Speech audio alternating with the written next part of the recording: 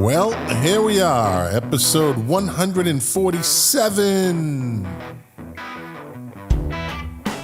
And unlike last week, I have an intro this week. Total disaster. And this week, well, there's only one part of the wrecking too.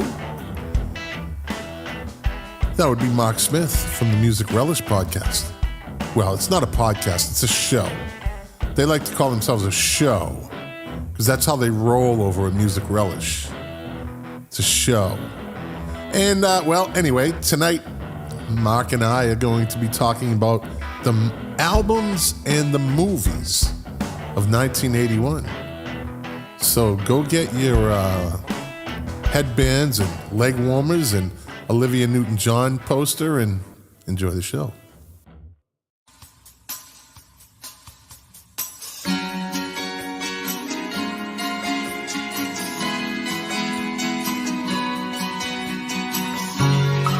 The KOFB studio presents Milk Crates and Turntables, a music discussion podcast hosted by Scott McLean. Now, let's talk music. Enjoy the show.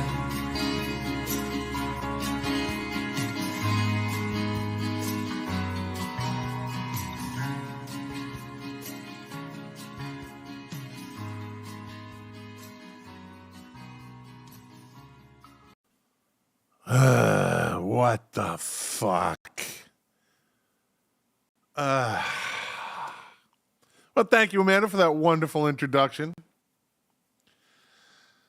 Welcome to the podcast. You know the name. I'm not going to say it. We're streaming live right now over Facebook, Twitter, the old X, YouTube, D-Live, yada, yada, yada. Fucking streaming live. Oh, I'm in a fucking mood tonight.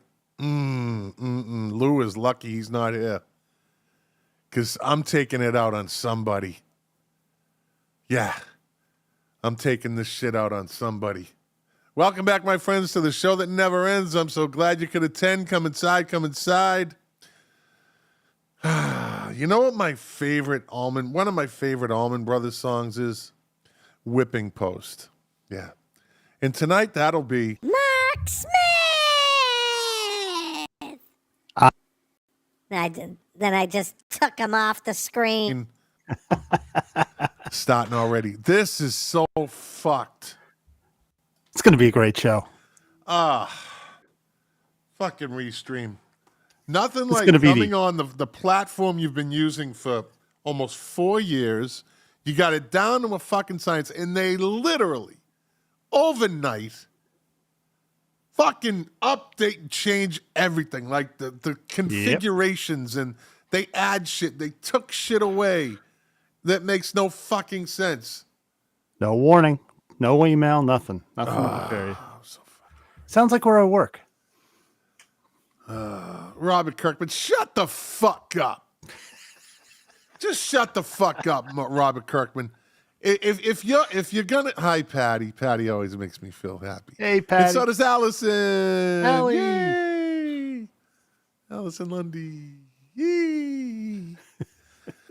I don't have fucking anything. It's just, dude.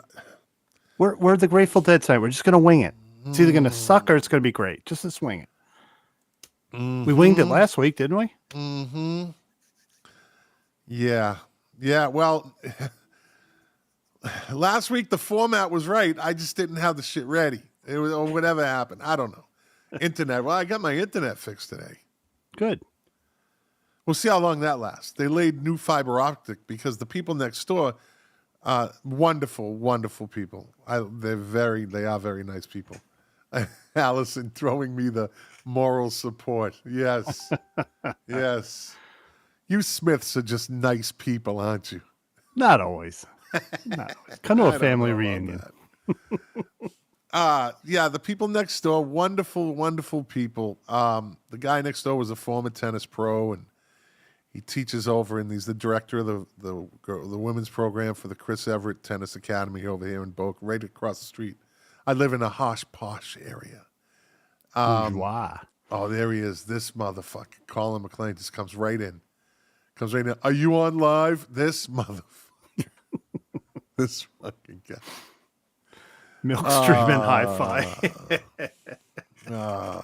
Well, so they decided to change their sprinkler system from well water, because we get free well water, Right. to now this lady wants to. I was having an argument with the lady from Restream via chat. I don't even want to talk to her anymore. She's not very good at her job. They decided to change it from well water to city water to water their lawns, because well water can stain, right? Yeah. And it's what do they call it? It's hard water. Yeah. Right?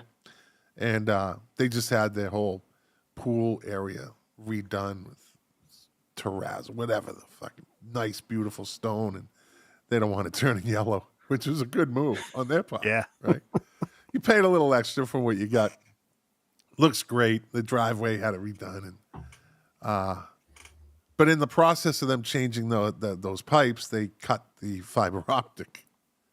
That's why last week it was all jacked up. Oh boy. Yeah. It's a contractor's fault.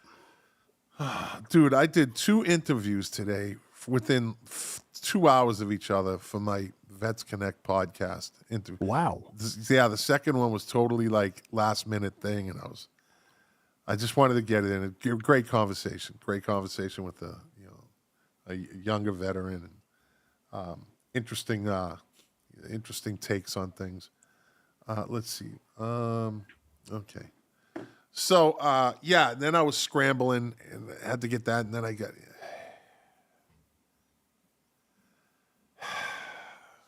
Breathe with me. Relax. Breathe in, breathe out. Breathe in the air. Big boys don't cry. Big boys don't cry. Actually, that's the line of the night. I'm fucking whining here. Poor Lou's lucky he's not here. He'd love it. So, yeah, that's my shit. I just got a lot of shit going on right now. You know what? That's what's great about this podcast. Let me tell you something. What's that? Life has been coming on hard at me the last couple of weeks. It's been Yeah. a shitty couple of weeks. I'm lucky to have 2 podcasts that for me are pure joy and the best people. You, Lou, and Perry.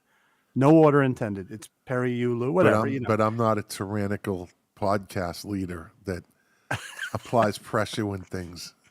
I just vent and then I'm done. And I can't take the you guys don't give 2 shits. I try not to laugh. I mean, let's see. Dave Phillips, King of the 45s. Good evening. Oh, I get to shuffle. I don't even have to shuffle them tonight. Dude, I'll tell you what. This thing right here. The Zoom PodTrak P4. yeah. Fucking game changer. Now, what does it do? It does everything. Okay, so I could run it through, like you could run it through your computer, through your XLR cable and your microphone, right? This thing has each channel, 4 channels. It has up to 70, goes up to, the gain can go up to 70, right? You can put a limiter on each channel so it doesn't clip. It's got low cut filter. It gets rid of all the background noise, right? Yeah. It's got 4 sound pads. Like I got, these. You know what I mean? Nice. Dude, and the sound that comes out of it, it's really, this is a good fucking piece of equipment, man. It looks like a remote from the 1970s, actually. Why? I know, right? A garage door opener. It's a garage door opener from the 70s. But yeah. You should watch a video on it. Yeah, It'll tell you everything. They're really good. By the way, Patty says she can't see the comments. Did you put them up? Oh, why not? See, this is what I mean. Oh, you know what? Chat overlay. Here we go. There we go. See, I'm all jacked up. You need Jack. No. That would be the last person I would need tonight. Because he would provoke for the rest of the night. Or the next 50 minutes, because Jack could only do an hour.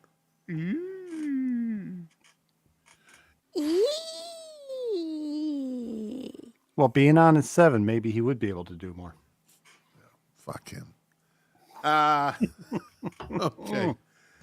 All right, albums. Oh, no, 45 Polka. Are we ready?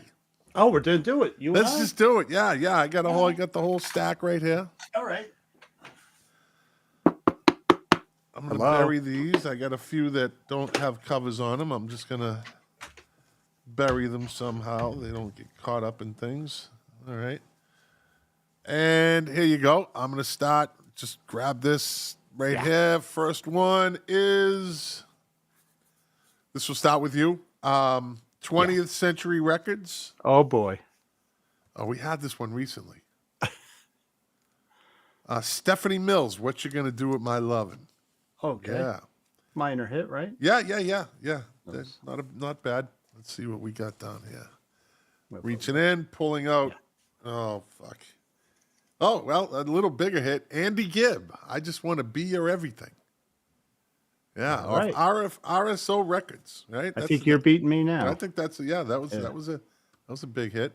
Pick one for Lou. No. All right, yeah. Let's pick one for Lou. Let's just keep it interesting. That's a good idea. Lou's not available tonight, but he's available for text messages. Is that what Here he we said? go. What's that? He said that? Yeah. Oh, I'm going to text that fucker. That's what I told him. We've had this one recently also. He always gets these types of songs. The Tramps. That's where the happy people go. Down at the disco. Yep. All right, let's dig down here. I'm going to go a little deeper into this. All right, here you go. This is yours. From Atlantic Records. Oh, boy. Daryl Hall and John Oates. I'm going to burn your house. She's Gone. Okay. Ooh. Oh, not bad. Awesome. Not bad. You got 2 consistent songs. Yep. Consistent. Let's see. What do we got here? All right. This one will be mine. I have Grand Funk, Some Kind of Wonderful.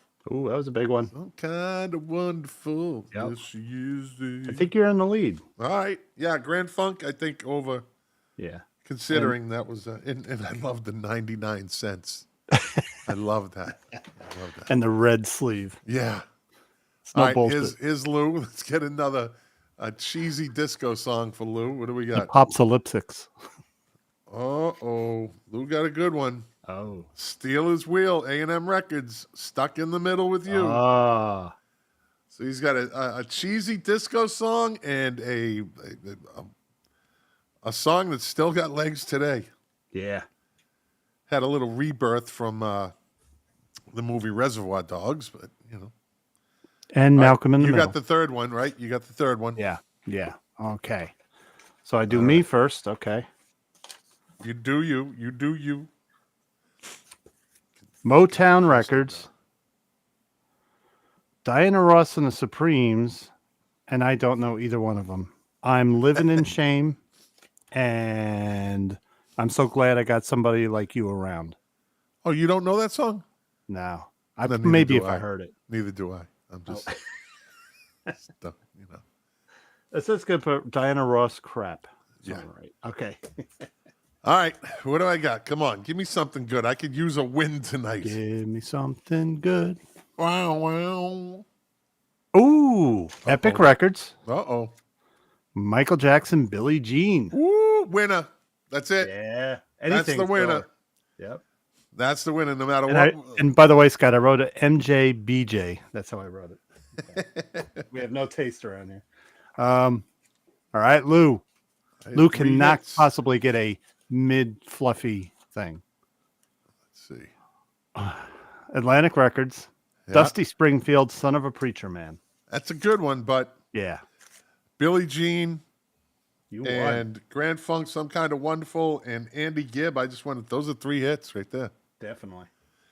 All right. All I got right. the fucking win. Finally. Jesus, finally. Yeah, just at least something went good. Let's keep the drummer from winning. Lou, since that first initial, 3 weeks in a row, he won. I don't think he's won one since. All right, let's see. Let's get into albums. Yeah. Albums of 1981. Well, that was the I hate to fucking say this, but it was a big hit. Paradise Theater by Styx came out. Oh yeah, that was a monster. In January 1981. Yeah. Might be the Wow. last time I ever listened to them. One of the first albums I bought with my own money. I was 12 years old. Yeah. 12 years old, yeah. Okay. All right. Give us an album All right. from 1981. I'm going to go with my favorite David Lee Roth era album, maybe my favorite of theirs, even though I prefer the Sammy era. Fair Warning from Van Halen. From the album cover, which is just sick. And it's the title of that painting is like My Life or something. It's actually a guy. Yeah, it's total chaos, isn't it? And a Dutch artist, he painted it about his life. Yeah. Yeah. And I got it from my record club and I put it on. I knew about Van Halen. I knew them, but that was the first full Van Halen album I listened to. Pull up the track listing on that. Oh, yeah. Yeah. Pull up the track listing. It's a classic, but it was one of their poorest selling albums. Ah, my father, the old Vikings watching. Oh. What's up, Daddy-O? All right. Wait, let's do this. Let's do this. Let's see. So my father's watching?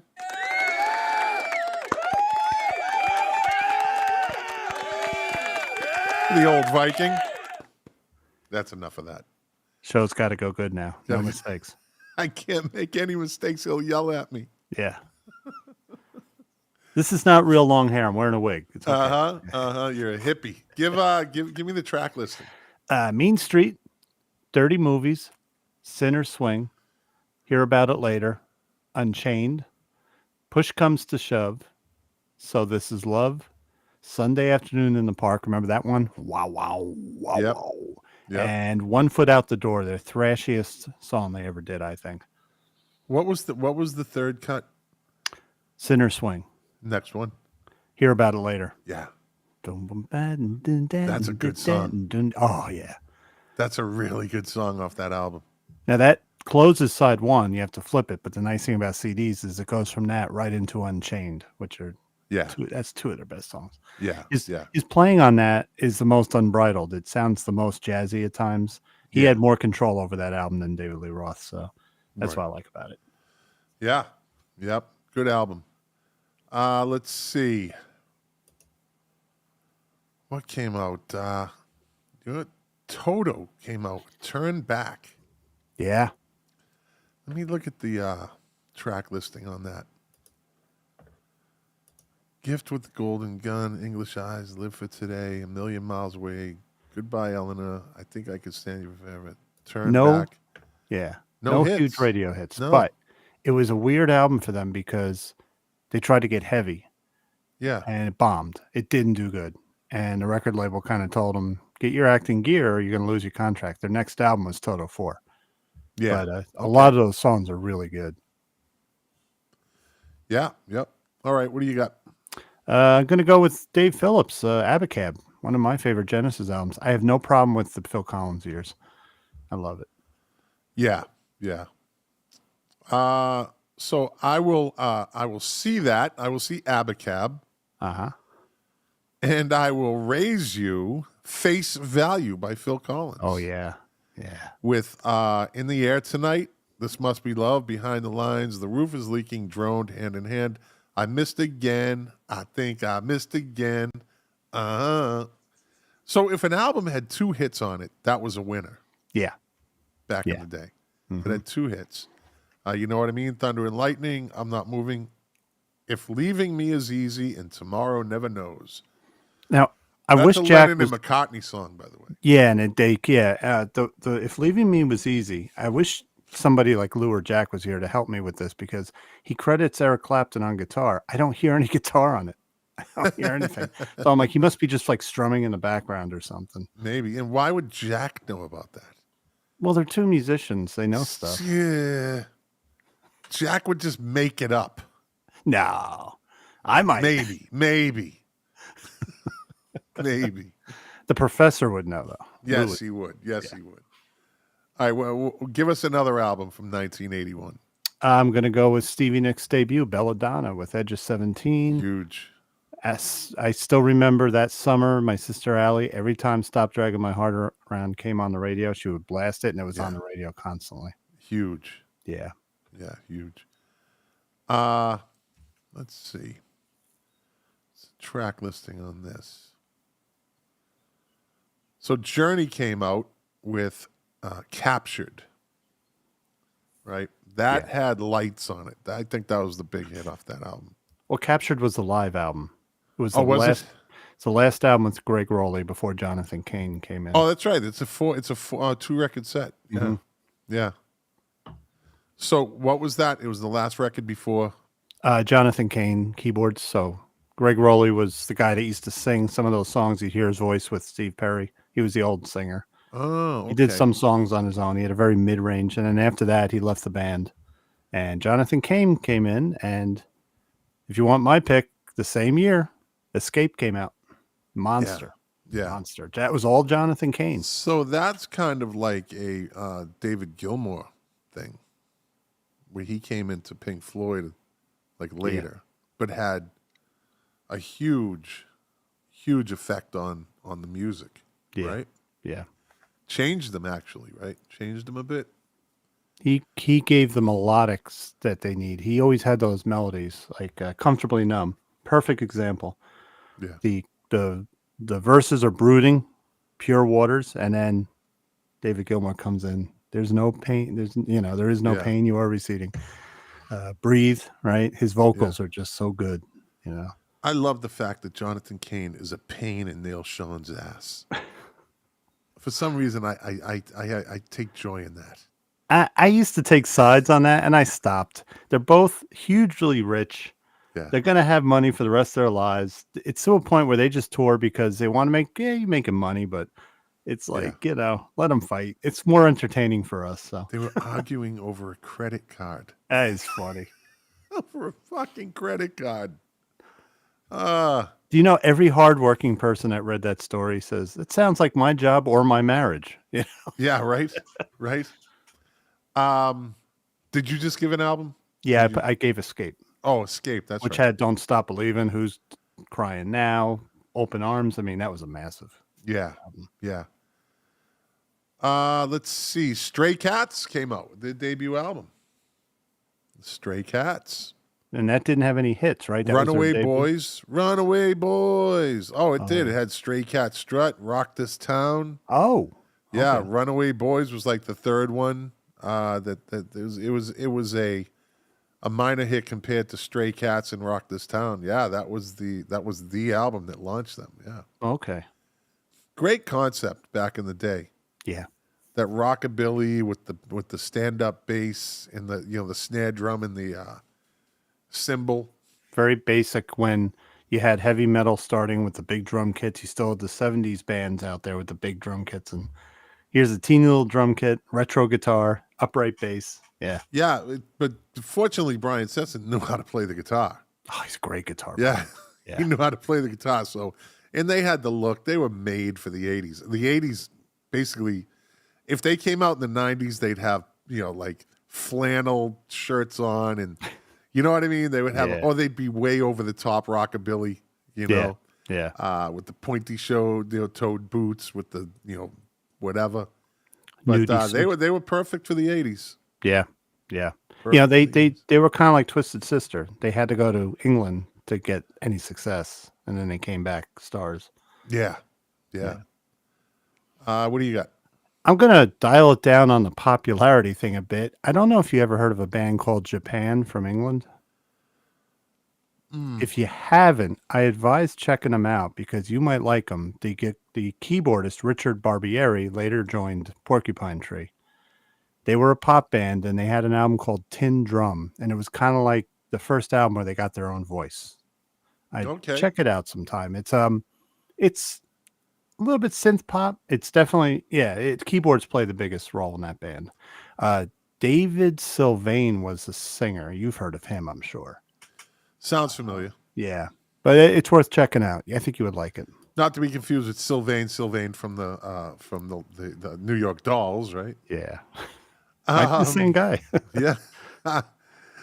1981, 38 Special took off, man, with Wild-Eyed Southern Boys, and Hold On Loosely is really the hold on, I got to answer this lady. She's like, are you still there? I'm live right now. I'm going to tell her I'm live. Let me see.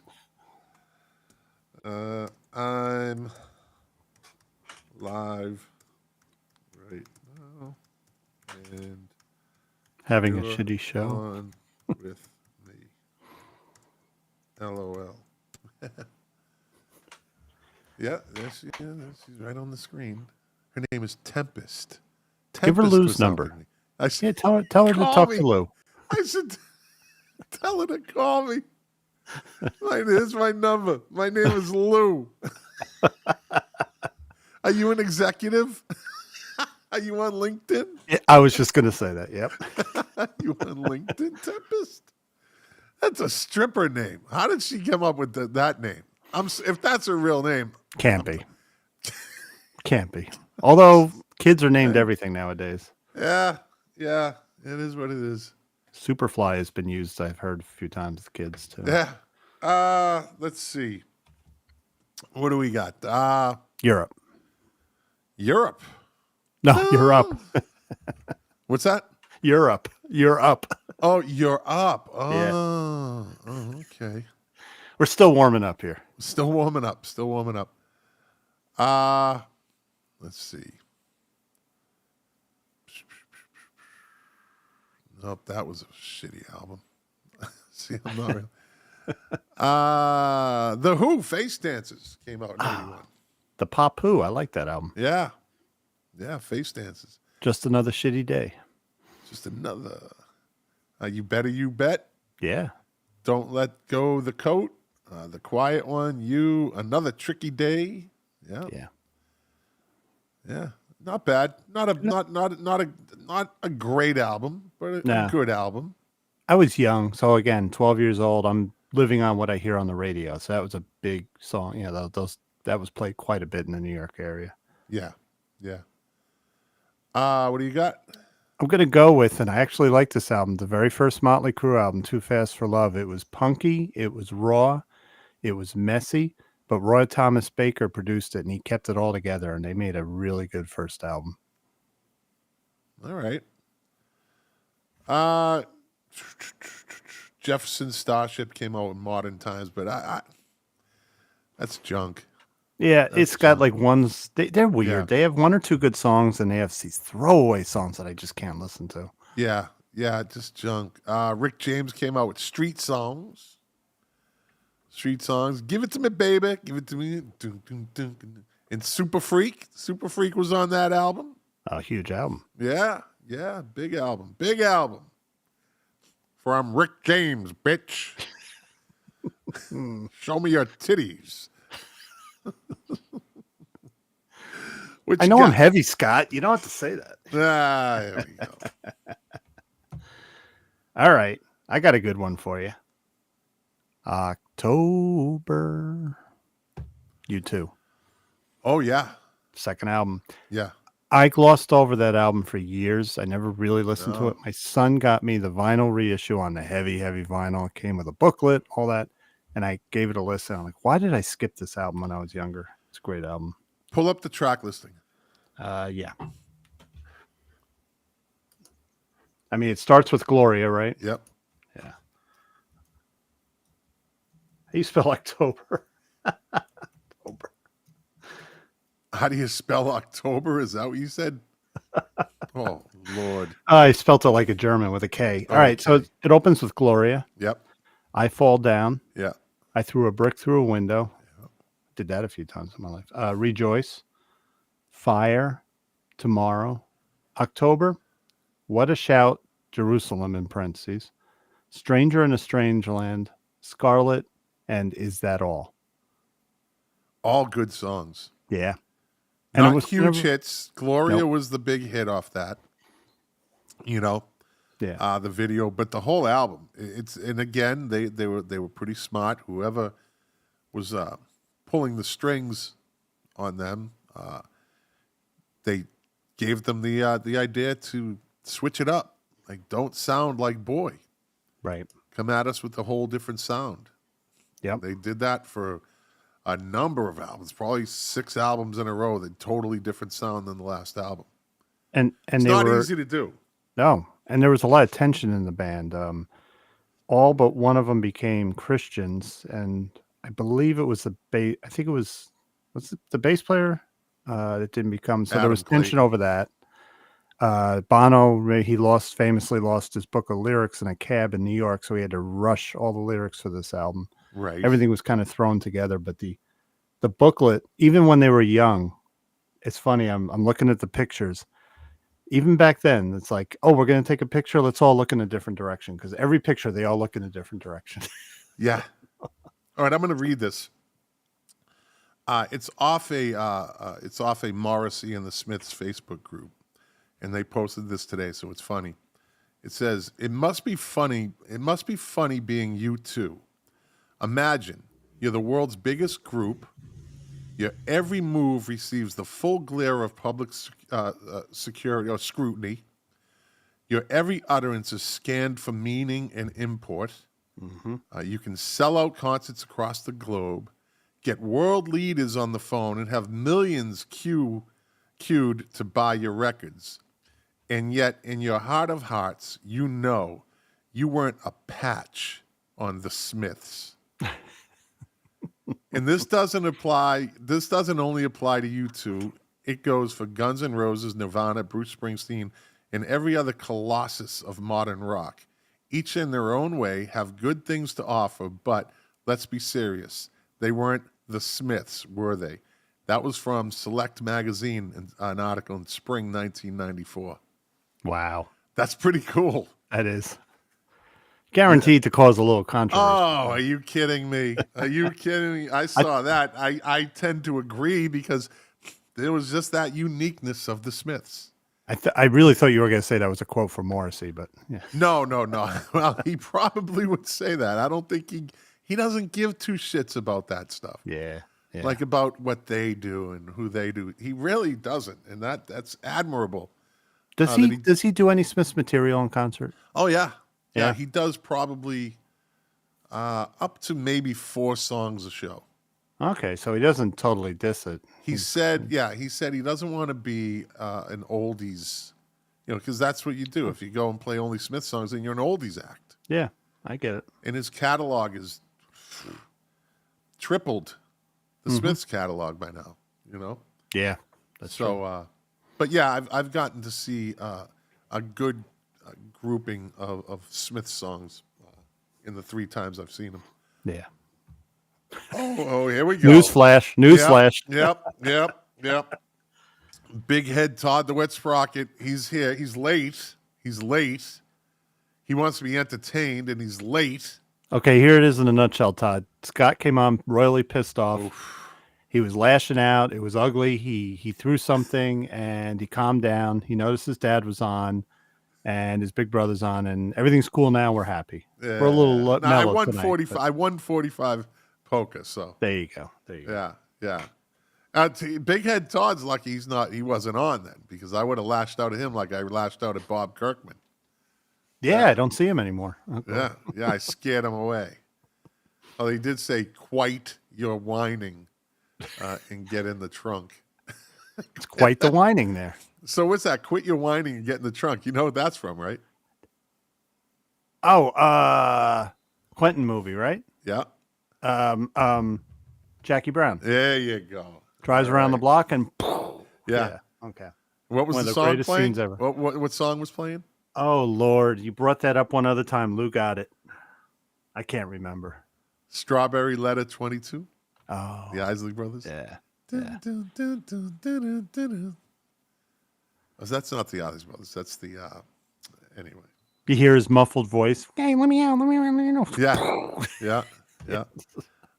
Let's see. Here we go. Is this the one? No. I'm fucking. I am not with it tonight. All right, you want me to throw one in while you're looking? Yeah. I just had it. Hold on. Oh, here we go. Yeah. Okay, go ahead. The Psychedelic Furs, Talk, Talk, Talk, came out in 81. That was Pretty in Pink was the hit off that one. Yeah. Okay. Pretty in Pink was, and that album, that alone, along with the movie, probably sent that album, which doesn't have any other hits, it's probably at least gold. It's the only way I knew them. I'm a teenager. I just knew that song. So what did my brother just say? Milkshakes and well water. Milkshakes and well water. I like. To think there was a time when I almost changed the name of this podcast early on, in the early stages of this.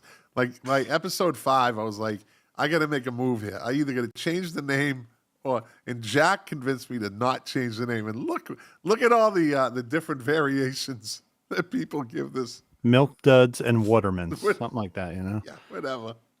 You know what, though? When Perry recommended the show to me, he said, dude, you got to check out. It's called Milk Crates and Turntables. That title got me. That's why I watched it. Yeah. For real music people get it. Yeah. Real music people get it. Give me an album from 81. As Far as Siam from Red Rider. Do you remember that album? Does that have Lunatic Fringe? Yeah. But the whole album is good. I know it's you're out there. Yeah. The whole album's good, yeah? Yeah, no hits, no other hits off it, but they're good songs. It was before, what's his name, Tom Cochran got really commercial. Okay. That's the Life is a Highway. If I hear that song one more time, isn't that the episode of The Office? And they go on the road trip, and they played. Duran Duran's debut album came out in 1981. Self-titled.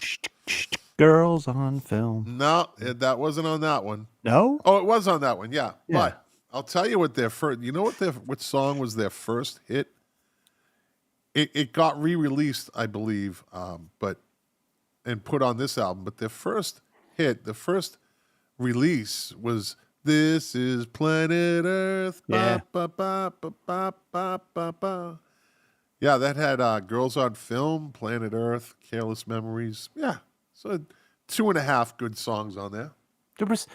There was always something about Duran Duran. So I was like 12, 13 years old, and a big progressive music fan. They appealed to me on the progressive side. I don't get why. Maybe it was just the keyboards, but it's the epicness of some of their songs. Very, very, very good compositions. Yeah, well produced too. Yeah. Well produced. What do you got? 4 from Foreigner. That was their. Yeah, that was a good one. Yeah. I resisted it for years. It was too big for me. I liked head games and stuff, but it's a really good album. Yeah. This one hit wonder off this album, but she, to me, this girl and the lead singer from New Shoes. I can't wait. Right. Oh, okay. I just thought she was so fucking beautiful. She was back then, right? And I wasn't really into blondes, but this one right here, Kim Wilde, Kids in America. Kim Wilde was a fucking hottie. Blondies had more fun. She was an 80s hottie. Yeah, she was a definite 80s hottie. That was like her only hit. We're the kids in America. Whoa, we're the kids in America. Big hit Todd DeWitt Sprocket says Scott came out in 1981. Yeah. I came out of your mouth. Shut up. No, you were just in your house for a while. Yeah. But Kim Wilde, she was a hottie. Well, I got the 45 around here somewhere with her on it. Yeah. All right, what do you got? This one's for the Professor. Fire of Unknown Origin from the Oyster Cult, which had their huge radio hit, Burning for You. And one of their weirdest songs, Joan Crawford. Joan Crawford is Risen from the Grave. Great song. Yeah. A lot of that music was written for the heavy metal soundtrack because they were going to do the whole soundtrack, and then they only had 1 or 2 songs in it. So most of this album was for that. Yeah. 1981. Def Leppard, comes out with High and Dry. The album that got me into them. Yeah, the big hit, Bringing on the Heartbreak. Yeah. Right? Let It Go, I think was a hit. High and Dry, but Bringing on the Heartbreak was Great song. a big one. Yeah. And you know what? You're looking at. I look at the song listing, and Clark, Savage, Elliott, Clark, Willis, Elliott, Willis, Clark, Elliott, Willis, Clark, Rick Allen, Elliott, Clark, Savage, Elliott. Like there was no just like Sting. Yeah. Yeah. Sting. Yeah, here we go. This song, Sting. Like they did a good job at breaking up writing credits. They that was like their last really heavy, true rock album before they kind of went over to the commercial Photograph side. was. I mean, that was a great. Yeah, Pyromania was after that. Yeah. But this was the last album with Pete Willis as a full member. So he, in the beginning stages of recording Pyromania, he got fired. So he had, this High and Dry, he had a lot of influence. And also Mutt Lange, this is the first album they did with him. So they were starting to get into that Mutt Lange sound. But I probably prefer Pyromania. That to me is a really good album. Yep. What do you got? Gonna go with I just had it picked out. All right. It's for Dave. Jay Giles Band, Freeze Frame. Love him or hate him, that album was all over this year. It was, yeah. It was. Freaky videos, just very weird videos, which I like. All fucking videos were weird in 1981. Yes. All videos were weird in No video made any sense in 1981. If you could pull, oh, he's back. Fucking Bob Kirkman. Has he quite, see, now you know the motherfucker doesn't know how to spell. It could be auto auto he did quit twice. No. Auto spell will let you write quit. But he puts an E at the end of it. Not once. Once it's a mistake. Once it's like, okay. Twice, that's how he fucking spells quit. Quite. You know what rhymes with quit? Nitwit. Nitwit, Bob Kirkman. Nitwit. Is it okay to come back? No, it's never. It's never okay to come back, Bob Kirkman. The wall. Bob Kirkman, is it safe? Is it safe, Bob Kirkman? Is it safe? It's not safe. Let's see. What are you looking at? What are you counting your money there, Mark? No, what I'm no. Facebook just changed my quit to quite. It did when I was typing. I just wanted to tell you this isn't Facebook though. I know, but I just tried to comment on Facebook. So that doesn't. This not that. Hey, that's not that. I got to be the yang to your yin. Okay. This is this. That's not that. This and you know what that gets you, penalty box. That's right. It's a one-man show right now. That's fine. I can do it. I've done it before. I'll do it again. I can talk for fucking 2 hours. Everybody knows that. That's for sure. So Mark Smith thinks he can call me out with the quite. See, Mark proved it. No, Mark. See, now you just gave him an extended time in the penalty box. You're encouraging him.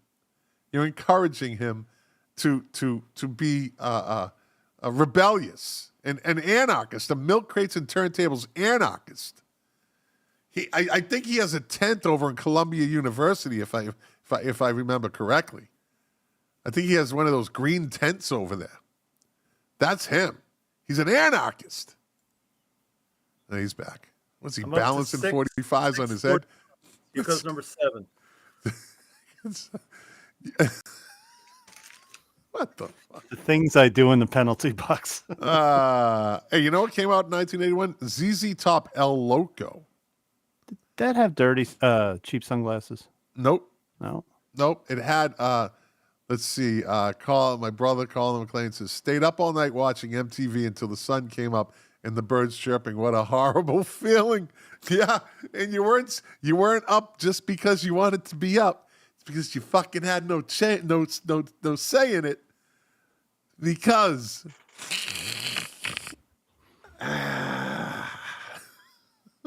okay, this is some deep family stuff here. No, cocaina, my friend, cocaina. It was 81.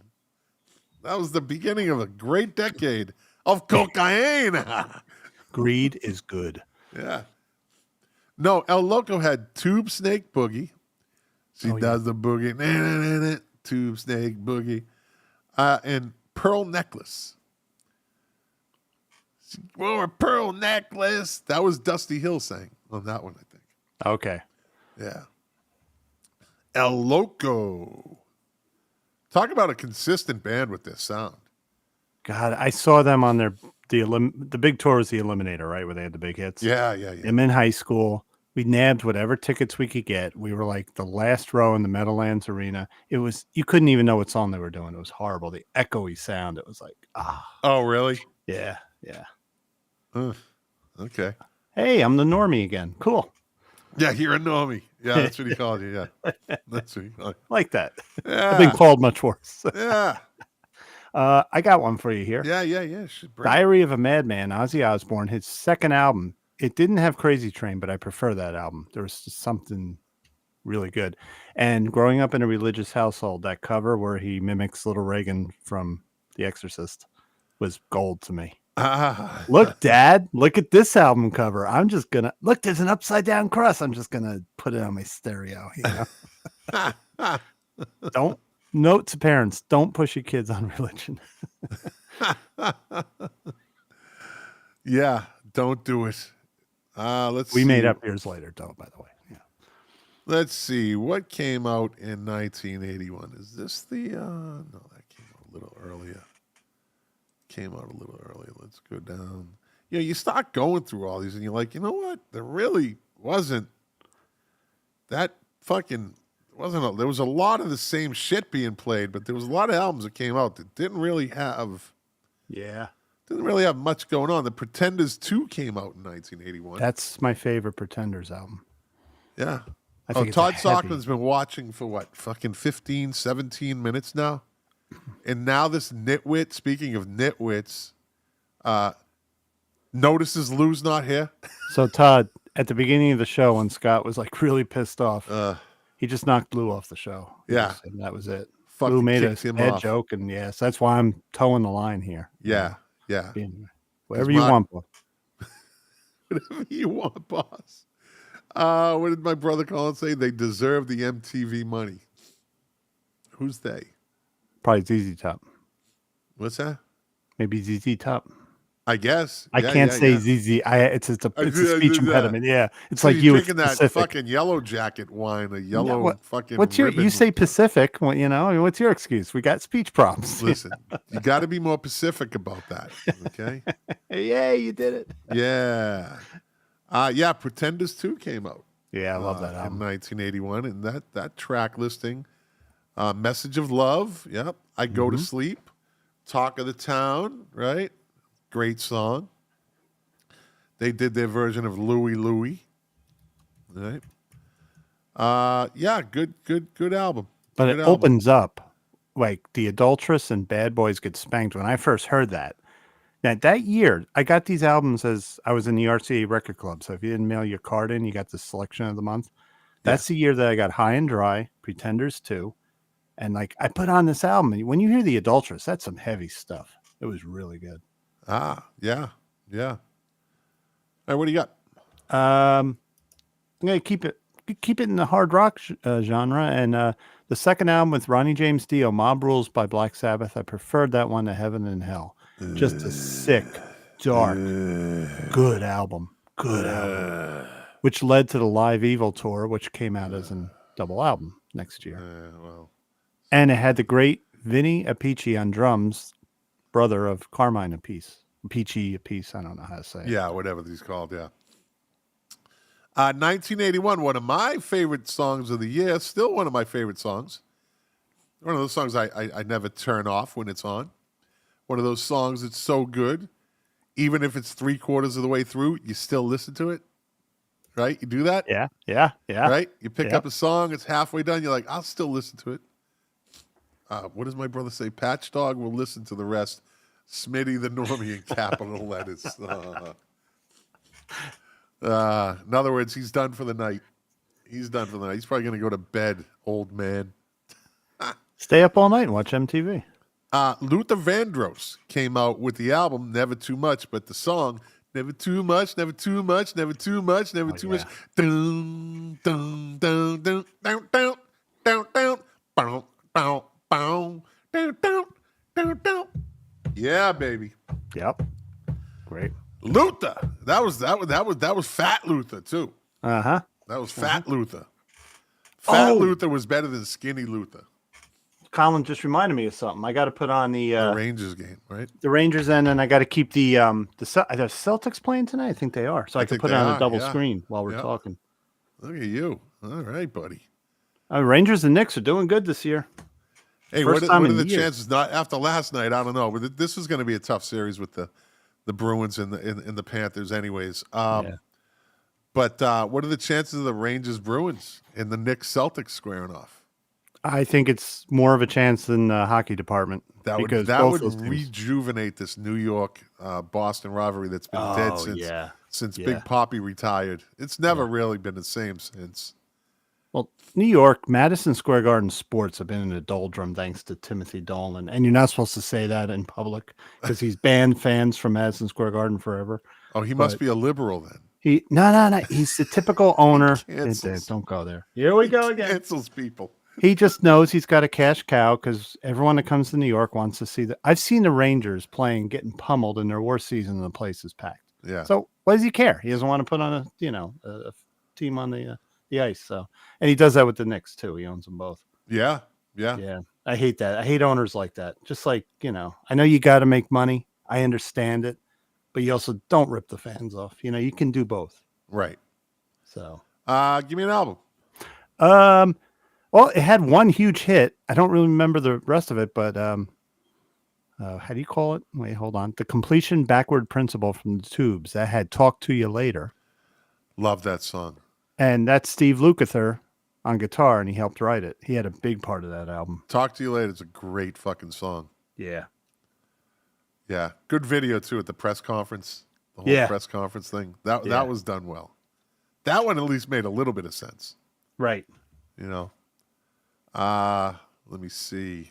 Okay, both games are in commercial, just so you know. Okay. Well, I guess I liked them back then. What was this? Was this a Billy Joel, Songs in the Attic? I like that album. Yeah, She's Got Away.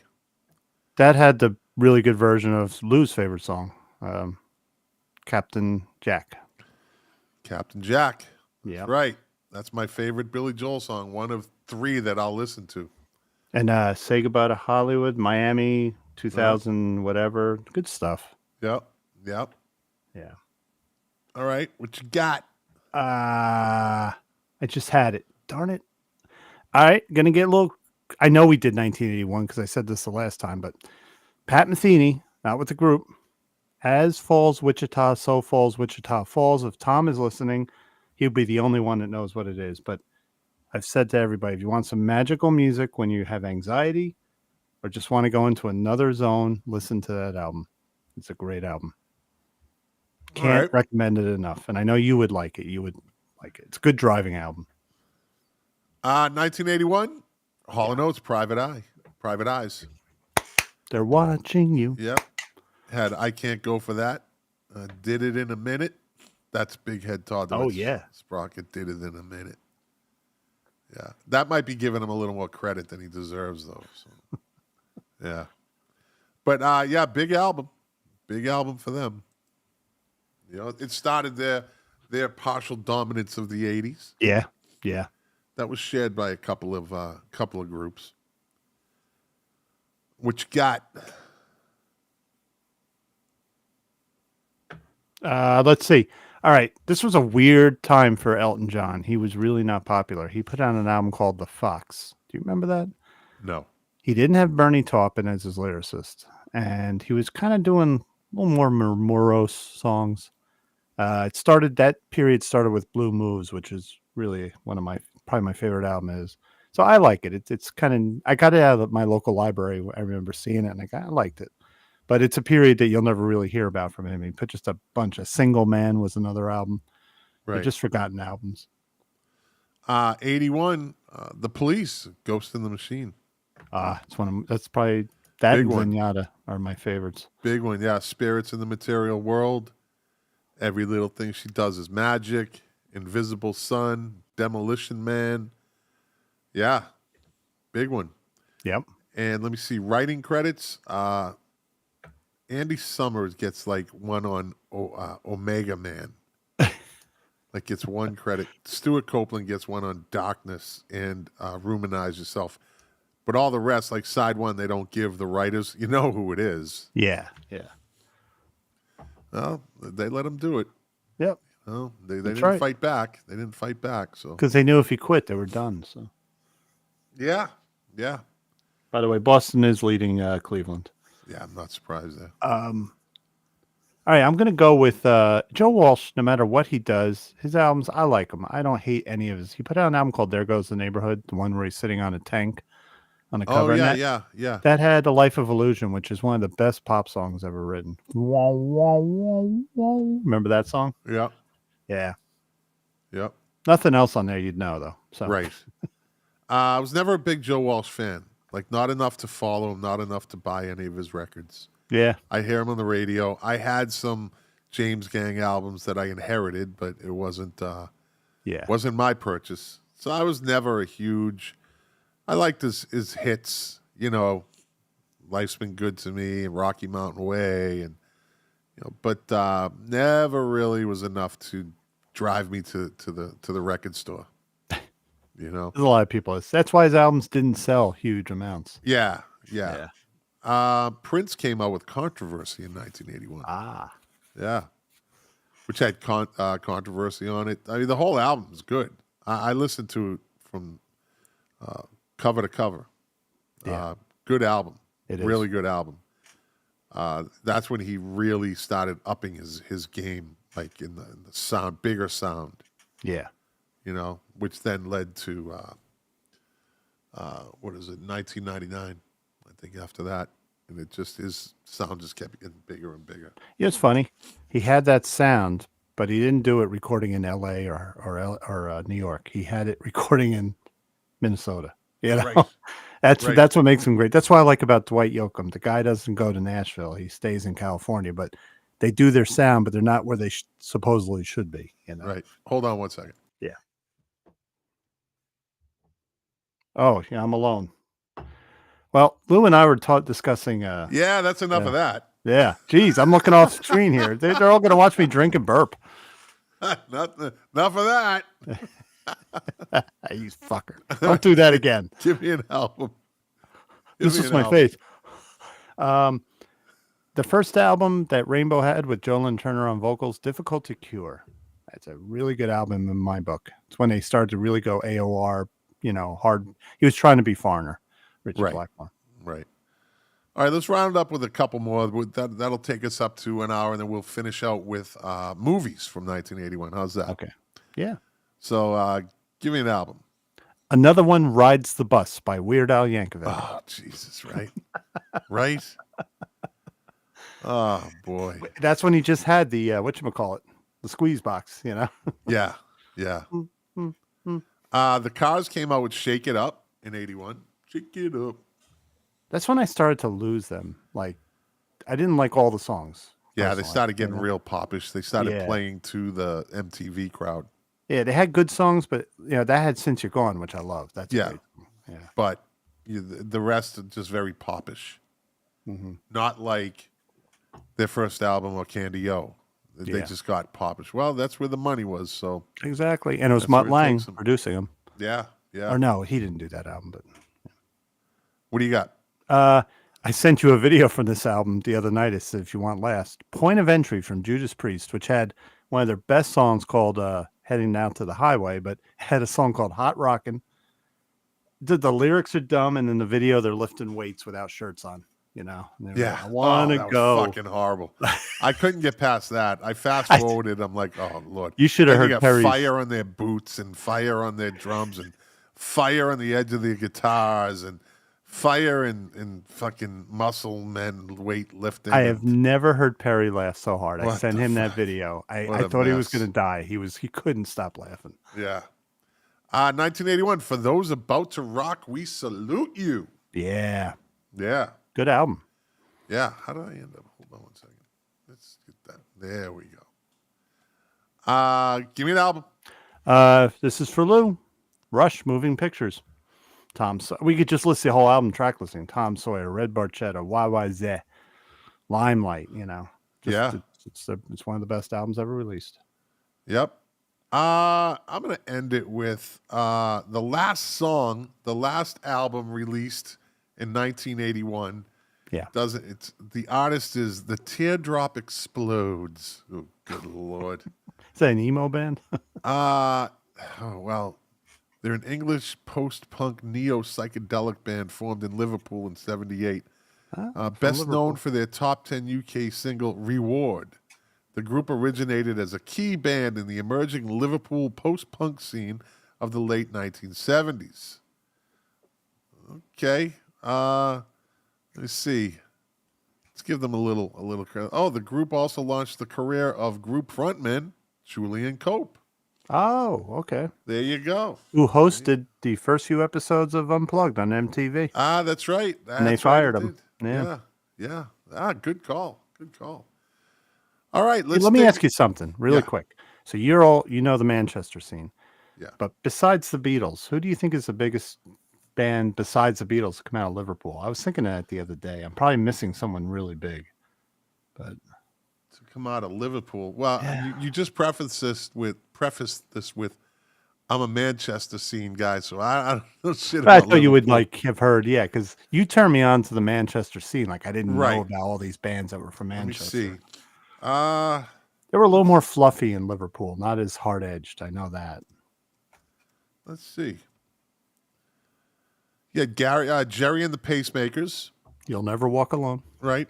Echo and the Bunnymen are out of I should have known that. Yeah. Okay. The La's, there she goes. Frankie Goes to Hollywood. Really? Yep, out of Liverpool. Yeah. Oh. That's a good question. The Dead or Alive, you spin me right round, baby, right round. So they got a very credible music scene. Well, A Flock of Seagulls came out, right? They had they were there. And the Teardrop Explodes, we just talked about. Icicle Works. Oh, right? yeah. They came out of Liverpool. Who else? Let's see. Half Man, Half Biscuit came out. I am not a man, and I am I'm not a only biscuit. half a man. My bottom half is a biscuit. Would you And like to eat it? I'll end this with Elvis Costello is from Liverpool. I didn't know that either. Yeah, look at Is that why he was so good with Paul McCartney, and why they played so well together? Probably. Well, Yeah, Paul McCartney probably. said he couldn't continue because it was too good. It was too much like playing with Lennon and writing and stuff. He just said, those In other two. words, he didn't like the competition. Yeah, maybe. right. I just think he was, I don't know. But they did. They mixed well together, all the stuff they did. Yeah. Let's jump into a movie from 1981, Wolfen. Remember Wolfen? Yeah. Wolfen came out. Let's see. Scared the hell out of me. With Albert Finney, right? Gregory Hines was in it. Let's see what the Edward James Olmos was in it. Former New York Police Department Captain Dewey Wilson is brought back to the force and assigned to solve a bizarre string of violent murders after high-profile magnate Christopher Vanderveer, his wife, and his bodyguard are slain in Battery Park. Ooh. Wow. And even back then, see, this is a change. This is how things were back then. Executive Security, the private firm employed by Vanderveer, blames the murders on a group of left-wing terrorists. Left wing, right Boy, wing, they're how the same. times have changed. You know that narrative. You had to bring that one today. in. I'm just reading it. I saw that. Oh, there we go.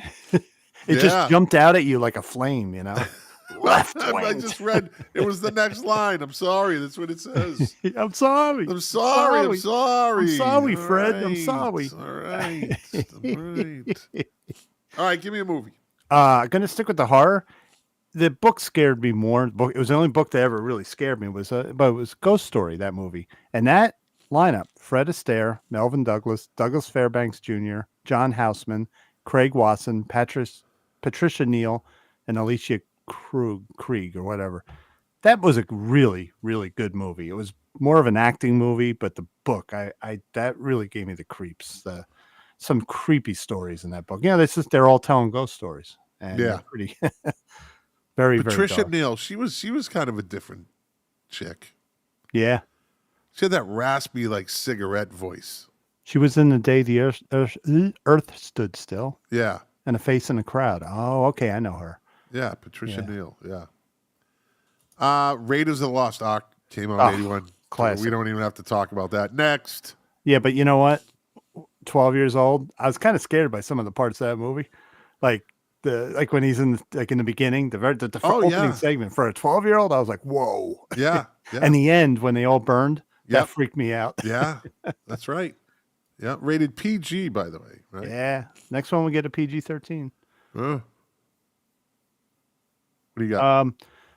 My dad took me to see this movie. My dad took me to see a lot of movies that year. Do you remember Taps? Taps. That was the military school. Gregory Hines, was he in that one? Yep. Right? And Timothy Hutton? Let's see. It was George C. Scott, Timothy Hutton, Ronnie Cox, Sean Penn, and Tom Cruise. Ah, that's what it was. Yeah, Tom Cruise played a psycho.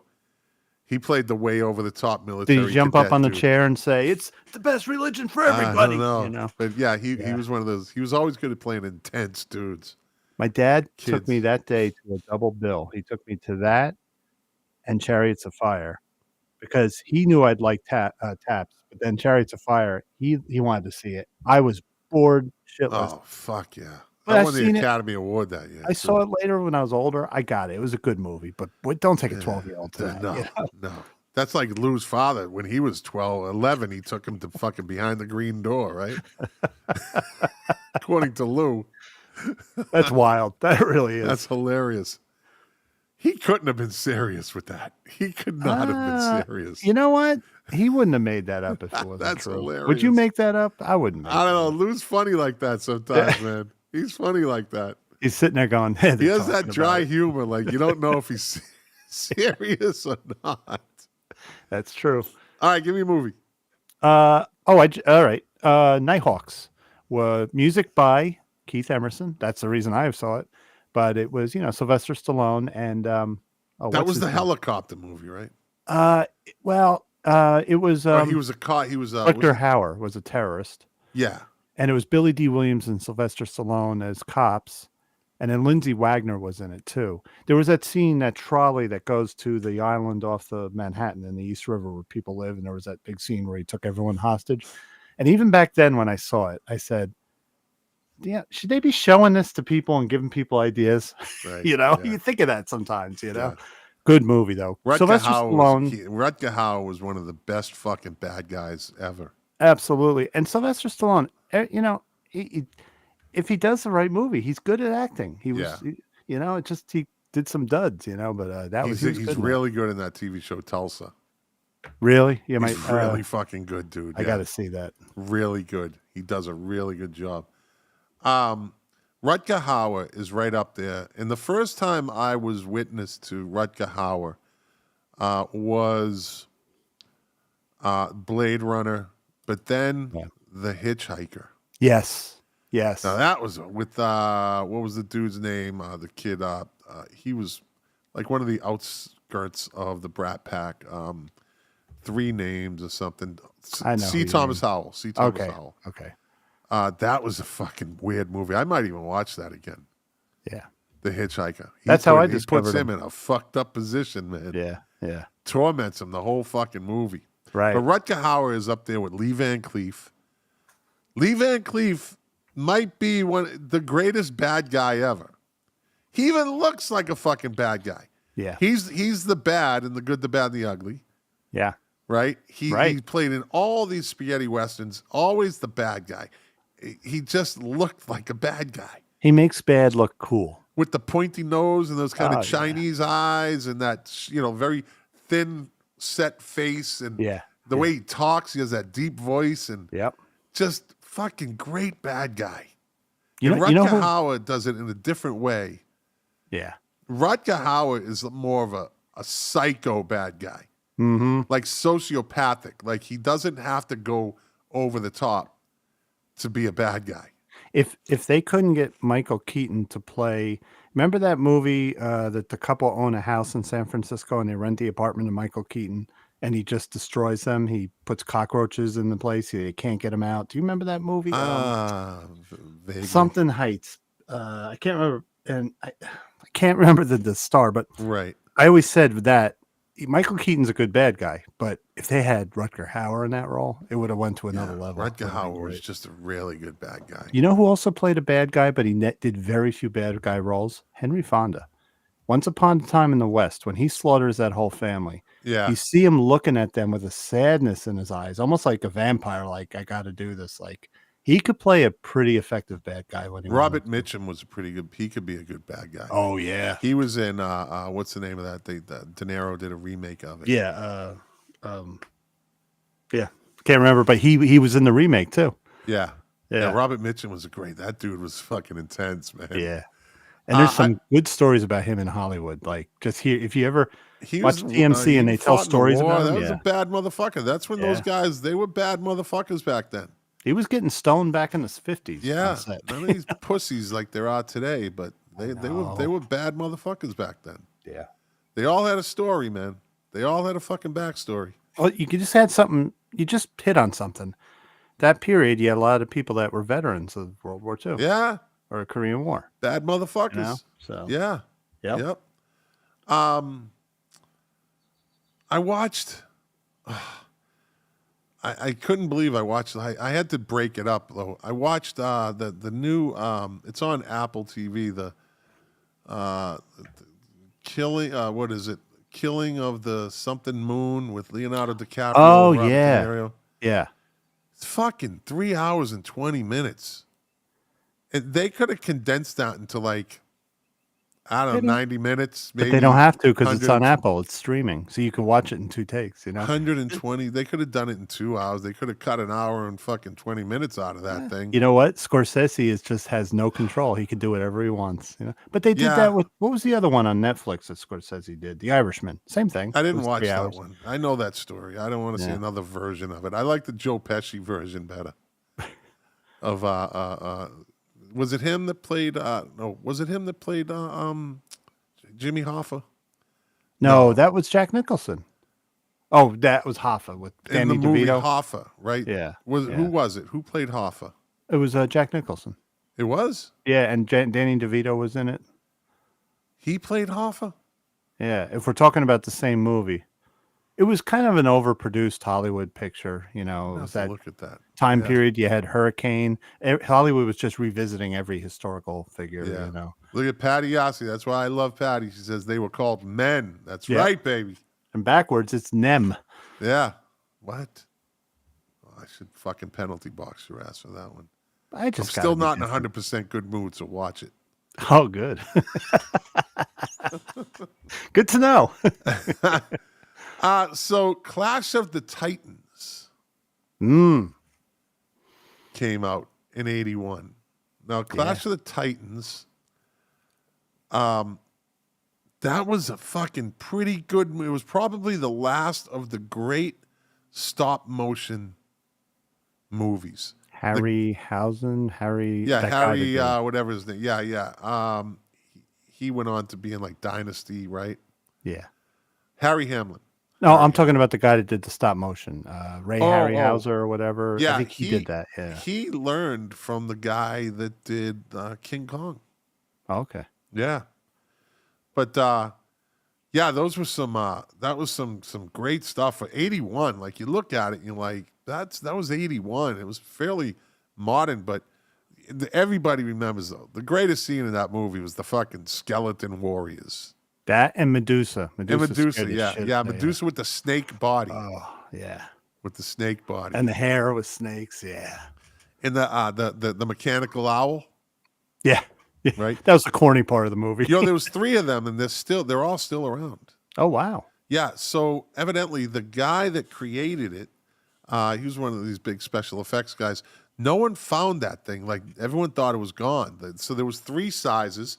There was a little one, and that was when they showed it in the distance, right? Then there was like a mid-size one for a different type of shot. But then there were the close-ups in the one. It was probably, I don't know, foot and a half tall, right? Yeah. And no one could find it. Everyone's like, whatever happened to that thing? And so the guy that created it, he died, and they were going through his garage, and they opened a crate, and there it was. Collecting dust. Fucking sitting in there. It had hay. Like it was stored nice. Oh, wow. The dude had it the whole time. He's just like, yeah, that was mine. Yeah, he made it. Yeah. That shit's cool. That's like that's a piece of pop culture. Yeah. You know, that movie for me, because I grew up on the old stop action movie. So what made that special for me was it was a new movie with that stop action. Yeah. So I could see it as a 12-year-old. Whoa, and seeing it was On around the the time screen. of Indiana Jones, Star Wars, and everything. So Yeah, on the big screen. Yep. Good movies came out in 81. Yeah. Give me one. Another one for Dave Phillips, because I agree. Arthur. That was a great movie. Are you a hooker? Are you a hooker? Would you want me to rub your balls for you? Is that what he says, John Gielgud, or something? Yeah. American Werewolf in London. That was, at the time, the greatest special effects for a werewolf ever. Yes. Still to me. I think The fucking torture that you just see him going through, the bone scream cracking. Yeah, and you hear the bones cracking, and you just hear it, and see it, and the face just pops out, and yeah. American Werewolf in London, good movie, good fucking movie. And that scene where they're in the London Underground, and you seeing it through the eyes of the werewolf, chasing the guy down the fucking tunnel, right? That was brilliant. Yes, that was a brilliant shot. Yep. All kind of distorted. It's moving back and forth like he's running, Yep. Yeah, good movie. And this is pre-CGI, so you had they had to make these effects with the cameras, or it took a really long time. Yeah. And I hope one day we have a revival of movies made we could have used CGI, but we decided to do it the old-fashioned way. I think you will see a revival one of these, soon. Because I'm getting tired of CGI. Well, I saw the saddest commercial I've ever seen to date. It's this fucking, you can find it on YouTube, I'm sure. But Apple's, I tried to post it today, but they lock everything down on their shit. I saw it on LinkedIn. It's an advertisement for Apple's new iPad. And they say it's the thinnest piece of equipment they've ever made. And what it starts off with, it's this big platform. And it's got musical equipment and TVs, and it starts with a turntable. Starts playing some Cher song, right? Yeah. From the 60s. And it has all this pop culture shit, all the shit we grew up with. Mm-hmm. And this ceiling starts coming down and fucking crushing it all. Just crushes it. And they just watch shit breaking like an organ, just fucking disintegrates and crushes everything. Right? And it's just basically what they're saying is fuck you, right? This is how I looked at it. It's a big fuck you to baby boomers. Yeah. It's a big fuck you to the first half of Gen X. Yep. Yeah, I'm starting to give the first half of Gen X a little bit of credit. Boomers don't give that up too easy. Yeah. Because we did originate a lot of that shit that you guys did. Yeah, that's true. We did originate those fucking ramps, those and jumping barrels with fucking skateboarding started with your generation. But you guys you did it, and I'm starting to realize at 60, I'm starting to look and go, all right, I'll give the first half credit. I'll never give that whole generation. But you did not give us Huffy bikes. We're the Huffy bike generation. No. I was joking. I was going to say we had the Huffy. That was the original fucking off track. My friend Bobby Delco had his father used to get him everything. His father was kind of like he was a gambler, and he was always dabbling in fucking stolen goods or whatever. Bo was he was a character. Yeah. But my greatest friend ever, Bobby Delco, he had a fucking bike with shock absorbers. Oh, really? We're going back to 78. I never saw that. No. It had literal shock absorbers on this bike. It's like, what the fuck?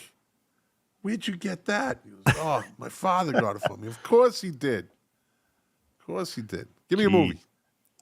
There's always a James Bond movie. So this year it was For Your Eyes Only. Great theme song. Great movie. Who did the theme song? For Your Eyes, Sheen Easton. Sheen Easton. That was a big year for her. Yeah. Mm-hmm.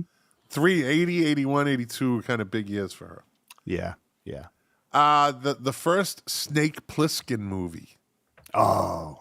Escape from New York, which Yeah. a lot of people are fucking trying to do today. They just can't afford it. They want to escape from New York. They just I'll move there. Oh, wait, I don't have the money. Yeah. I don't have the money to live in my hometown. New York City's a shithole. No, it ain't, man. Me and my son Tuesday were walking around, didn't hear any gunfire. Shithole. That's all the news. Don't watch it. Shithole. Nah, I just Shithole. we respectfully disagree. Shithole. But I've been there. Shithole. You're not there. I've been there once. It's all I needed to be. Once. That's all I needed to be. Oh, you fucking got off- Times Square. I told you we were there for 3 days. The fucking cleanest thing I saw in Times Square was a fucking pigeon. But did you get off the plane and go? No, I peed we myself. took a fucking no. We took one of Wait, them fucking gypsy cabs. Actually, the dude just kind of pops up. He's like, "Hey, you guys need a ride?" And I'm like, "I might have to kill this motherfucker, but we'll take it." What year was it? What year was it? This was we went to see Morrissey in Madison Square Garden. My friend gave us a room at the W for free, right in the middle of Times Square. We were there for the weekend. It was probably 2018, 2017, 2018. I love the city. I love New York. I just do. I like it. It's great. I actually miss the old city where it smells, though. Even the taxi driver said this place in the summer smells. Sure.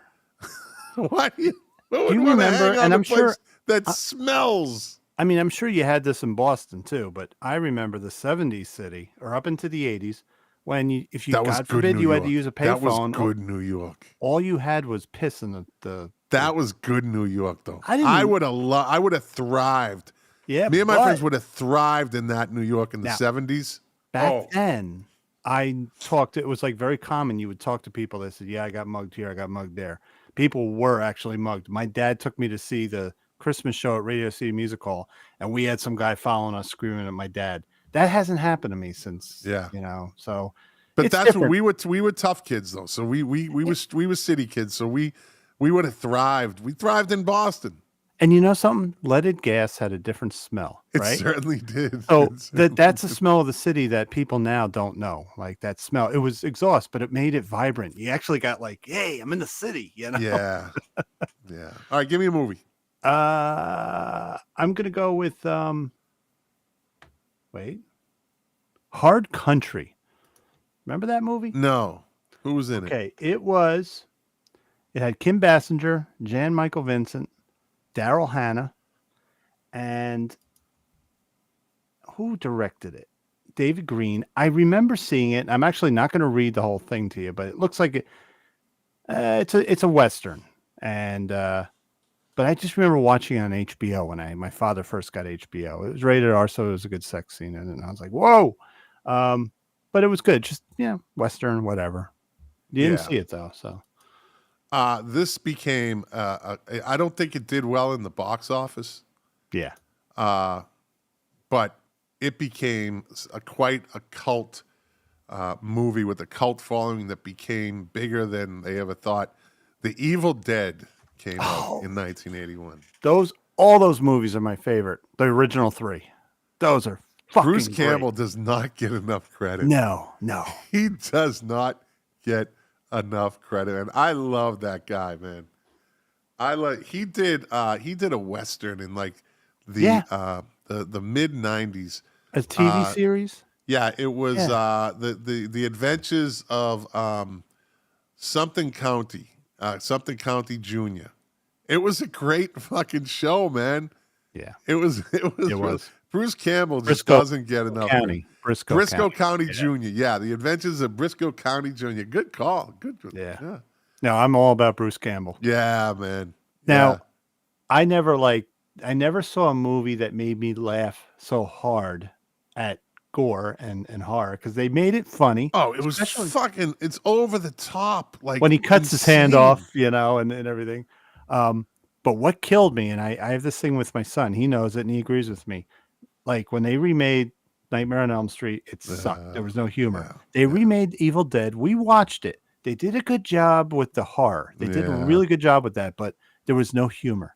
And that was the problem. I think I watched it. If I did, it's unmemorable. But what I can't forget, and my son, I've asked him what this was for. At the end, when she's driving away from the cabin, the car passes, and then the camera goes down, and like in the ground, Bruce Campbell's there.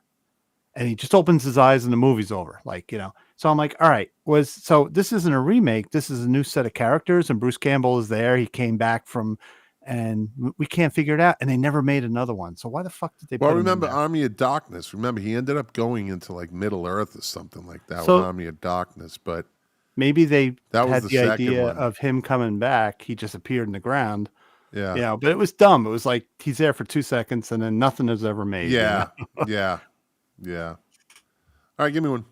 One of the first movies that showed me sex in a movie, The Postman Always Rings Twice. Jack Nicholson and what's her name? Faye Dunaway?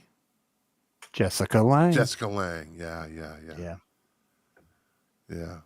That was quite a movie for a 12-year-old to see. Right. Well, so was this one. Lots of body parts in this one. Porky's, the original teen, kind of adventure. Taught me what a glory hole is. Yeah, right. Porky's. That was took in 1954. A group of Florida high school guys try to help their buddy lose his virginity, which leads them to seek revenge on a sleazy nightclub owner and his redneck sheriff brother for harassing them. Yeah. Porky's. Yeah. That was that set it all off. Then came Fast Times and came all these other ones. Worst part is, didn't they make like 4 Porkies? I never saw it. Yeah. You don't have to see anything more than one. Yeah. Yeah. I'm going with James Caan, Thief. Thief, good movie. Yeah, very good movie. Yeah, good movie. Thief. Das Boot. Oh, Das Boot is a good movie. That might be worth watching again too. Have to see it in German. I watched it with the overdubs. It didn't do it for me. No. Yeah. A German U-boat stalks the frigid waters of the North Atlantic as its young crew experiences the sheer terror and claustrophobic life of a submariner in World War II. Yeah. Nice. My cousin was on those fucking submarines in the Navy. And he's like 6'3". Dude, I have claustrophobia. And I went on an old submarine in Houston from World War II. I had to back out. I couldn't do it. Yeah. Then when I was up in New London with Tom, we went on a more modern submarine. And I made it through, but I said, I don't know how they do it. Even the modern ones, I just don't know how they do it. Yeah. Give me a movie. Absence of Malice, Paul Newman, and Sally Field. Okay. That won a lot of awards, and it was, it was a well done. Sidney Pollack, great director. Yep. Sidney Pollack. Stripes came out. That was a classic. That was instant classic. Yeah. We don't have to talk about that. It was just an instant classic. What do you got? Treat Williams, Prince of the City. That introduced me to Treat Williams. Prince of the City. New York police officer Daniel Cielo is not a perfect cop. When Rick Capolino, I need Lou here for these names, from the U.S. Justice Department approaches him with a personal request to investigate police corruption. It's one of those movies. Yeah. Very well done. All right. The Cannonball Run came out in 1981. Great movie. Just a remake of It's a Mad World. That's all it was. You know what? It was great. The end when they would show all the bloopers. Yeah. Dom DeLuise. Don't hit me again. Don't hit me again. Yeah. Okay. You picked a few of mine, so now I got to really. Oh, here's one. Under the Rainbow with Carrie Fisher. Remember that? No. It was about. I remember the name. I don't know if I saw it. It's about the making of Wizard of Oz, and for a lot of people, it was when they found out there was a lot of shit going on when they made that movie. Oh. It involved the dwarves, Okay. All right. Time Bandits. Yeah. That was crazy. I think, was that a Terry Gilliam movie? Yes. Yeah. Sean Connery had a part in it. Yeah, so you know it's insane. If Terry Gilliam did it, it's fucking crazy. Yeah. I enjoyed it. It's a fun movie. Yeah. Yep. Decline of Western Civilization. The first of two, That was a music documentary, right? Yeah, on the punk scene. Really good. It's really Yeah. good. If you've never seen it and you're listening, The Decline of the Western Civilization, very, very good rock music documentary. And the second one, The Metal Years, was a little more polished, but you had the guy from Wasp. That was sad, where he's in the pool, so drunk he can't talk, and his mother's giving him the vodka. And he died not long after. He just drank himself to death. Yeah. This movie was one of those midnight movies. Like a theater would play it on a Saturday night at midnight, which I don't know why theaters did that. They were just fucking asking for trouble. We used to go to them for a while when I was in high school. Hey, midnight movie at the Danvers Theater. And it's like a 35-minute drive. And usually we're fucking drunk driving, right? Yeah, Number one. And someone was guaranteed, you got a fucking theater full of teenagers. It's inevitable someone's getting in a fight, right? Yeah. I went to one time. Dude lit a tire on fire and fucking rolled it down into the theater from the outside. Fucking shit. Black smoke billowing everywhere. It was fucking chaos. Hey, you're telling me New York's bad? This was fucking crazy, man. I mean, that tire he must have poured gasoline on it because it just fucking smell. You must have smelled that for days in your nose. Smoke. It was just, and it was fucking filling it, and everyone's we're climbing over chairs. It was fucking chaos, man. I never forgot that. But the movie was heavy metal. Oh yeah. Heavy metal. The first cartoon animated boobs I ever saw in my life. Yeah, that's right. Yeah. What do you got? My favorite Mad Max 2. That was a fun one. This wasn't better than the first one, bro. Hey, the first one was good. I loved it. It had one of his best lines where he tries to act and he goes, "I'm having a peanut butter sandwich," or something like that. Yeah. But now he didn't really talk much in that movie. Right? Yeah, but 2 had just for the action. Okay, I'll give it to you. It was good. It was good. There was a better story with the first one for sure. The infamous this is when it all came out. Mommy Dearest. The book came out, but then the movie came out. Oh, the movie was great. So Joan Crawford fucking hit her kid with the coat hanger. You know how many of us got hit with the fucking coat hanger when we were kids? Fuck yeah! I mean, I know I wasn't the only one. I got hit with the fucking Hot Wheel track, coat hanger, fucking hairbrush, you name it. And I turned out normal. What did I get hit with? Oh, ask my sisters. They'll tell you what I got hit with. My sisters were very creative. Just not all of them. Allison was already out of the house. So we're leaving it on Stacy. Yeah. Give me a movie. Okay, the first R-rated movie I saw. My sister took me to see Outland with Sean Connery, which is basically High Noon set in space. It's a great movie. Oh, that's right. Yeah. Where they're selling drugs on the space station. Yeah. Yeah. Patty Hossie says everything from A to Z. That's right. We got hit with everything from A to Z. Yeah. That's it. Friday the 13th Part 2 came out. It got a fairly good reception. It was everybody, of course, because 1 was such a huge hit. Yeah. But then they got into, like they did with Jaws, the 3D thing. Yeah. Friday the 13th Part 3D, just like they did Jaws 3D. Yeah. Yeah, I remember watching in the theater and like it was when 3D you had to wear the red and green, right? On one lens, red, the other lens, green. And like it would be filmed specifically for 3D effects. Like Jason would turn around and look at you and throw a fucking machete and you see it coming at you. It's like, why would, what does that have to do with the movie? Or no, it was even just for the effect. Even like there was a scene I remember where like they're just hanging out in the cabin. It wasn't a scary part. And she goes, "Do you want a soda?" And she like puts her hand right into the camera. Yeah, right. You know, it pushes it right in your face. And I never saw that style 3D. I never saw it work. I go to the theater. It just never worked right. Never maybe really. It's my eyes. But the first time I saw Avatar, and I went, whoa. That was like, now 3D has launched. Yeah. That was amazing. You know? Yeah. What do you got? I'm gonna go with a schmaltzy one, On Golden Pond.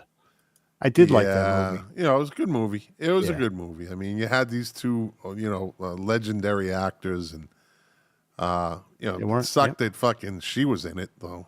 That Jane was in it. Here we go again. Just saying, it's a fucking pain in the ass. But I had to have her as his daughter, you know? What else you gonna do? absolutely. Another pretty good werewolf movie came out in '81, The Howling. Yeah, D. Wallace. Yeah, except at the end, they fucking ruined it at the end. I don't remember the end. When the fucking newscaster, she's on live, and she had gotten fucking scratched, and she didn't tell anybody. And right on the scene, right on the set, she starts turning into a fucking werewolf, and she doesn't leave her seat. Oh yeah. And then all of a sudden they cut to it, and she's the prettiest fucking werewolf. Like the hair is fucking pulled back, like like the song says, her hair was perfect. Yeah. Right. Yeah. Yeah. No, that ruined it.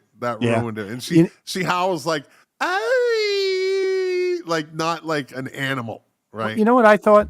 I thought maybe like, and I saw that young, and I said that means that werewolves are really going to take over. Like they don't look scary, so everyone's going to become a werewolf. Like it won't be it'll be accepted. You know, Dude, when I was a kid, I had this fucking giant hedge in the front, right up the front of my house, right on the walkway, right on the right side of the walkway, and it was big. It was like fucking 15 feet tall, and it was kind of it wasn't really well kept, but in it was a little alcove where you could kind of sit there in the shade sometimes.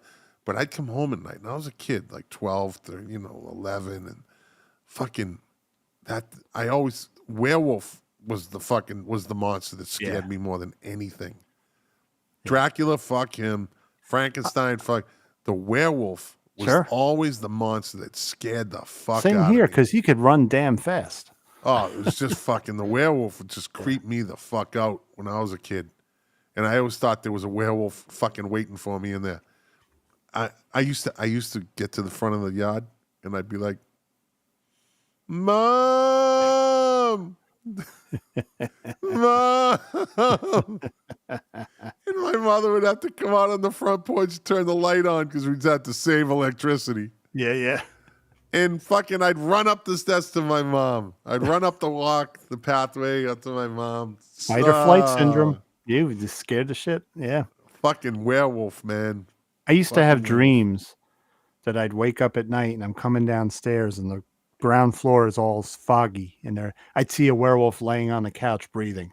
And I remember I'd run out the front door down the street knowing it was coming after me, and my whole neighborhood was foggy. I had one of those dreams. I had a night terror that I'll never forget back in like 92, 91.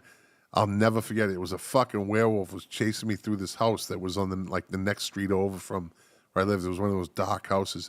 And this motherfucker was chasing me through that whole fucking house. Right? I woke up literally screaming. Like my wife had to fucking calm me down. Yeah. That night terror, dude. I had it. That, and it was a fucking werewolf, man. Yeah. Fucking werewolves. Yep. God damn it. I mean, vampires are my favorite, but werewolves scare me the most. Vampires are gay. Yeah, they are. They are. They'll suck anything. Dracula was fucking cool, but in the end, he was gay. Let's see. Big Head Todd the Wet Sprocket says, "Good night, gentlemen. Scott, it is going to be okay. Mark, don't take any shit." Fuck you, Big Head Thank you. Todd. Thanks, Todd. Yeah. Look at this. Yeah. I'm pushing my hair back. I'm not taking anything. Keyboard tough guy. Cell phone tough guy. Yeah. Fucking Big Head Todd. It's because you lift 400 pounds. I ain't afraid of you, motherfucker. Dude's like, he's like 55, benches like 400 pounds. I don't give a shit. Give me a movie.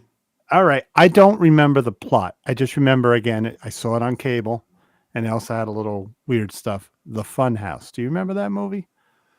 Horror movie. Yeah. She goes to it's about a carnival. Yeah. Girl goes to a carnival. I just remember it did freak me out. I was little, it was creepy. Anything with clowns and the carnival is creepy stuff. Right. Yeah, but I don't remember the story. But this is bringing back memories for me. Well, follow that up with Halloween 2 came out in 81. Yeah. Pretty good. Pretty good. Yeah. Pretty good. Yeah.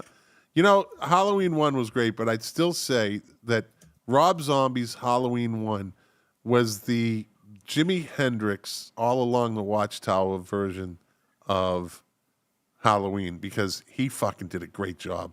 He did.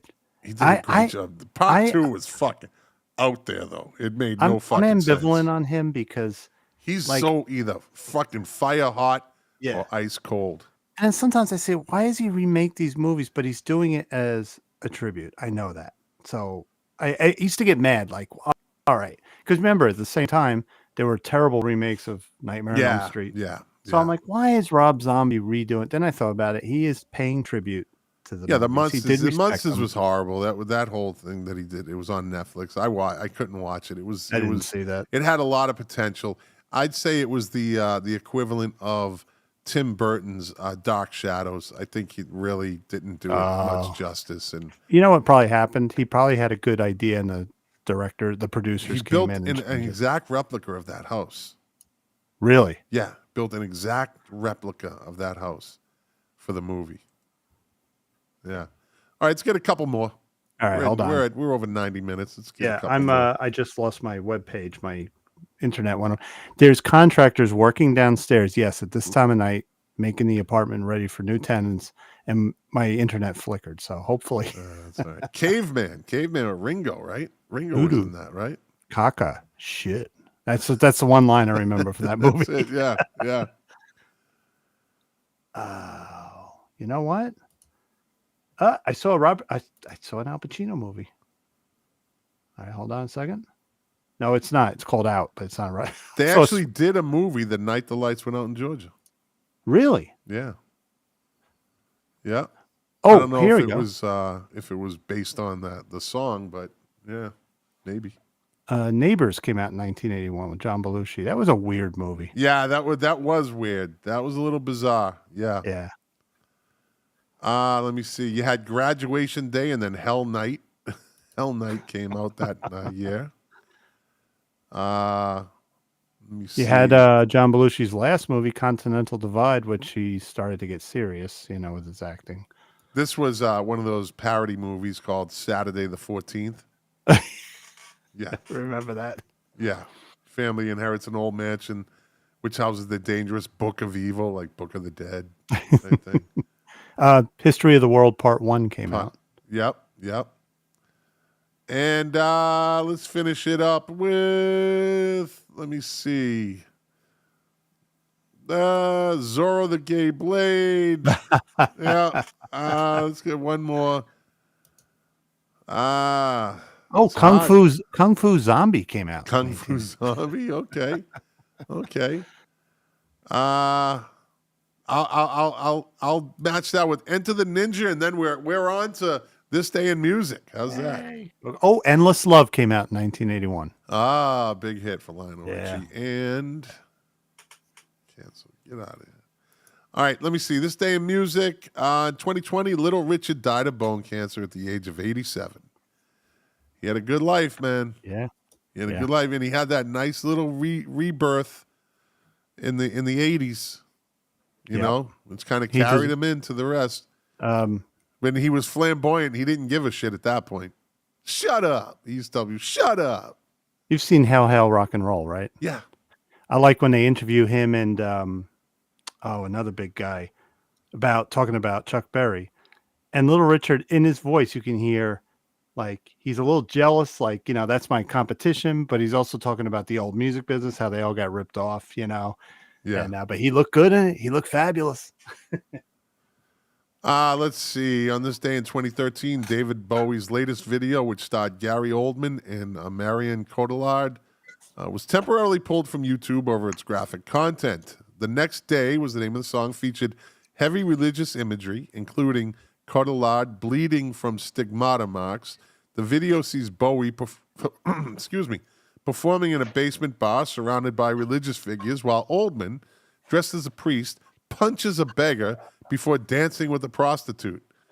Played by Oscar winner Cotillard, whatever. YouTube admitted making the wrong call in removing the video and reinstated it with an adult content warning. Let's see. On this day in 2003, the Eagles trimmed to a 4-man lineup: Glenn Fry, Don Henley, Joe Walsh, and Timothy B. Schmidt, after parting ways with Don Felder. On this day in 1998, Jimmy Page appears on US TV's Saturday Night Live with Sean Puffy Combs. I remember this. Yeah, I remember that. Diddy's in trouble. And performed "Come With Me" from the Godzilla movie soundtrack. Oh boy, and Jimmy Page had a. Well, it sampled Cashmere. That's what it was. So I liked it. I liked it. Nobody liked it. I thought it was good. On this day in 1992, Bruce Springsteen made his North American network television debut on Saturday Night Live with host Tom Hanks. He never did anything before that? I know, surprising. 92? North American network television debut? Wow. Let's see. He had a 4-hour show. Nobody could get him on.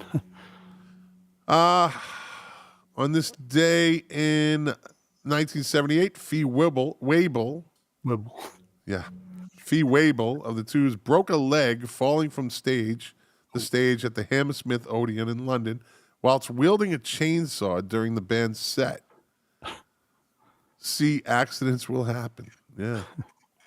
He was probably wearing those fucking, because he comes out of this character Quaalude when they do White Punks on Dope, which he has probably their like 18-inch fucking platform shoes. It's wild. Yeah, it's fucking insane. Let me see. On this day in 1974, Bonnie Raitt played 2 shows at Harvard Square Theater in Cambridge, Massachusetts. Opening act was Bruce Springsteen and the E Street Band. Let me see. And that's when Rolling Stone critic John Landau saw Springsteen and wrote, as legend has it, "I have seen rock and roll's future, and his name is Bruce Springsteen." Yeah. Let me see. On this day in 1973, Mick Jagger added $150,000 of his own money to the $350,000 by the Rolling Stones January benefit concert for victims of the Nicaraguan earthquake. Let me see. On this day in 1969, Beatles guitarist George Harrison's experimental album Electronic Sound was released on Zapple Records. Zapple. Jesus. On this day in 1966, the Doors played at the Whiskey A Go-Go in West Hollywood, California, auditioning for the position as the venue's house band. On this day in 1965, during a UK tour, Bob Dylan played the first of 2 sold-out nights at London's Royal Albert Hall. All 4 members of the Beatles were in the audience. The poster advertised. On this day in 1964, Chuck Berry began his first ever UK tour at the Astoria Theatre in London, supported by The Animals, the Swinging Blue Jeans, Carl Denver, and the Nashville Teens. On this day in 1964, Louis Armstrong went to #1 on the U.S. singles charts with "Hello, Dolly." Yes, hello, Dolly. That was pretty good for right in the moment. Yeah, pretty good. Now I have to do that. Where's the golf ball? Born on this day, let's see, Paul McGuinn, English musician Paul Giggsy McGuinn, one of the 4 founding members of Oasis. He was the group's bass player from 91 to 99. Let me see.